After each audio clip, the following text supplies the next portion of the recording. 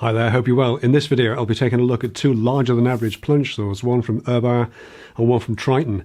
In the interest of transparency, Triton have supplied this unit for review, but I haven't been paid to make this video or to say nice things about the product. The Erbauer was purchased by the channel for the sole purpose of this comparison, and I'd like to thank my Patreon supporters and YouTube members for their support, as it's their contributions to the channel that help to make this possible. Now, I'm a big fan of plunge saws, track saws generally, and I've said before that we're in a kind of golden age of these tools thanks to expired patents, competition and the Far East supply chain. You can pay as much or as little as you like, whether that's a supermarket saw at £65 or fancy German brands costing almost 10 times as much, and every price point in between. The individual saws do vary, of course, and certainly in terms of refinement, but they do have a few things in common regardless of the price. They'll cut straight and they'll cut cleanly. You might need a blade upgrade at the entry level, and overwhelmingly they'll only cut 50mm deep. So mainstream track saws, plunge saws are geared mostly towards cutting sheet goods, and let's be honest, most of those sheets are going to be 12, 18, 25mm thick, so even if you stack a couple of them up together, a stock saw will be just fine, unless of course you're feeling adventurous and want to gang up 3 sheets of 18mm. Well, then you'll be out of luck by a millimetre or so. Then you'll need to be digging a little deeper and looking at other options. And those options are pretty thin on the ground. Until recently, your entry-level alternative to Festool's £800 tier 75, say, was this, the Erbauer plunge saw at around £150, but they've recently been joined by Triton, who are now making a version of their regular plunge saw that looks like it's swallowed something and swollen up. Now, it probably hasn't escaped your attention that these saws look very similar, and they are. They're about the same size and about the same weight. They both use a 185mm blade. We'll come back to that a little bit later on. They both make the same kind of noise at over 100 dB. That's well into the you must need hearing protection category. And they both have a 1400 watt motor with soft start. They both have the anti-tipping thing that was Makita's unique selling point not so long back. And they both cut about half an inch deeper than the standard plunge saw, 62mm claimed for the Erbauer and 63mm for the Triton. Even the box contents are similar. You get a pair of decent quality 700mm Makita style rails, so the standard Festool pattern, but with that extra little lip that can sometimes get in the way, to be honest. And they both come with joining bars and a nice set of one-handed rail clamps. The Erbauer even comes with a rail bag to keep everything in, although if you're being super picky, it might be worth noting that there's nowhere to store the clamps in the bag, as they're bigger than the usual screw type. So far so good, and the similarities don't just end with the good stuff, unfortunately. Both saws also have the annoying anti-kickback dingus that I first came across on the old Titan saw about 4 years ago. Whilst I'm generally on board with safety features, especially on a saw that relatively new users might be getting their hands on, I have to say I find this one really user hostile, because you have to physically engage and disengage it every time you put the saw on the rail, with no way to switch this off. Now, I'm a long-term track saw user. I've used one pretty much daily since 2006 or thereabouts, and in all that time I've only ever encountered kickback a couple of times in what must be miles and miles of cuts. If you don't know what kickback is, then it's usually on a plunge cut where the blade catches slightly and acts like a wheel, the motor kicking the saw out of the workpiece. It's nothing like as dramatic or dangerous as kickback on a table saw, and if you're a new user and you do have any concerns about it, then can I suggest my track saw workshop series of videos where I go into a lot of detail about best practice and ways to minimize the possibility of kickback.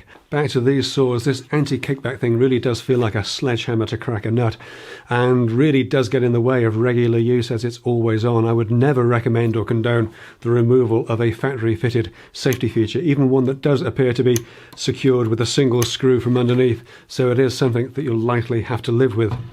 Let's make a couple of cuts with these and see how they do with the stock blade. Okay, so standard kind of setup. The saw's been dialed into the track and the splinter guard's been trimmed back.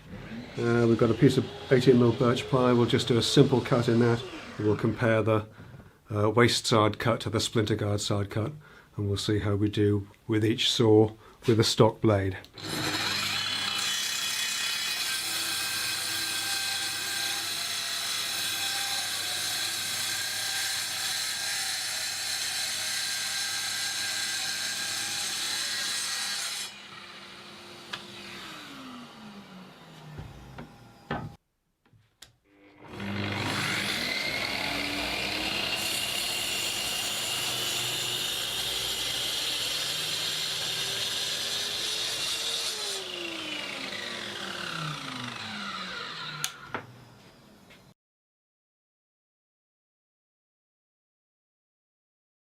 So this is pretty much exactly what you'd expect at this kind of level, to be honest. Very clean cut from the Erbauer on both the waist side and splinter guard side. Very, very clean surface cut, very nice indeed. A little bit of light fuzziness, light furring on the top of the Triton cut. Again, splinter guard and waist side cut both, but that would just sand off without any problem at all. And the actual cut itself is very clean, no scorching or burning along the cut at all. That could be straight from the saw to glue up, to be perfectly honest. So no problem at all with either of those. If you want to get really picky, then yes, the Erbauer is a slightly cleaner cut. But as I say, the Triton is just a little bit of light fuzziness on the very top surface there, which would sand off normally anyway.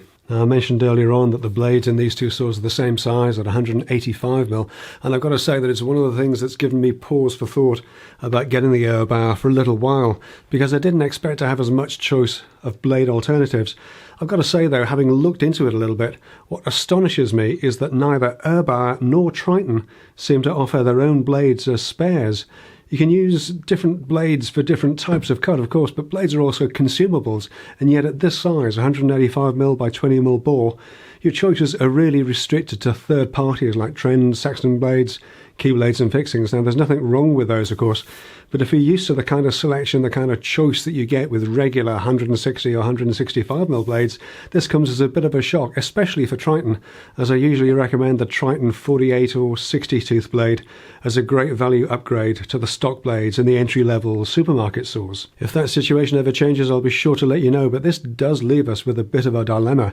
The saws are very similar. They do a similar job. They seem to perform equally well. They are equally compromised in blade size and in intrusive safety features. You could argue that the Erbauer gives you a little bit more for your money because of the included rail bag, and yet it is the cheaper of the two, £150 for the Erbauer versus around £200 for the Triton, both including VAT. The Erbauer only comes with a 2-year warranty though, against Triton's 3. So where do you go? Which way do you jump on these two saws? Well, if you're buying on price, let's say you've got £150 maximum for a plunge saw and you regularly need to cut more than 50mm deep, then the Erbauer is the obvious choice. But if it isn't just about money, if you're happy to spend a little bit more and get a little bit more, then there's one more thing to consider. Erbauer is the own brand of UK retailer Screwfix, and they are widely known for not providing any spare parts for their machines at all. This means that if it breaks, no matter how trivial, it gets replaced, provided it's within warranty. If you're out of the 2-year warranty and your tool breaks, well, you're on your own. Triton, on the other hand, as well as offering a 3-year warranty, do offer service, support and spares for their tools. So if that's important to you, then the Triton may well be the better option. And of course, if you don't regularly need that extra half-inch cutting depth, then you have other saw options around the same sort of price as the Erbauer, but with a much wider choice of blades. As always, you pay your money and you make your choice. Incidentally, I do have the regular Triton saw as well as this larger version, so let me know in the comments if you'd like to see how that stacks up against another brand, and I'll see what I can do. I'll leave it there for this week though. Thanks for watching. There are links in the video description down below to everything that I've shown here today, including full specs on both of these saws, just in case I've missed anything, so be sure to take a look down there for additional information. But I'll call this one done. If you enjoyed the video, give it a big thumbs up or two, or leave me a comment down below. And as always, thanks so much to my Patreon pals and my YouTube members for their amazing support. As I said at the start of this video, it's their support, their contributions that help me to make these kind of comparison videos possible. That's it for this week though. Thanks again for watching. Stay safe, take care, and I'll see you next time. Now, mainstream track saws, plunge saws are geared mostly towards cutting sheet goods, and let's be honest, most of those sheets are going to be 12, 18, 25mm thick, so even if you stack a few of them up together, a regular saw will be just fine, unless of course you're feeling adventurous and want to gang up 3 sheets of 18mm. Well, then you'll be out of luck by a millimetre or two. Then you'll be needing to look a little... Of course, mainstream track saws, plunge saws are geared mostly towards cutting sheet goods, and let's be honest, most of those sheets are going to be 12, 18, 25mm thick, so even if you stack a couple of them together, a regular saw will be just fine, unless of course you want to feel adventurous and want to gang up 3 sheets of 18mm. Well, then you'll be out of luck. Of course, mainstream track saws, plunge saws are geared mostly towards cutting sheet goods, and let's be honest, most of those sheets are, for sake. the standard festal pattern, but with that extra little lip that can sometimes get in the way, to be honest. And they both come with joining bars and a nice set of one-handed rail clamps.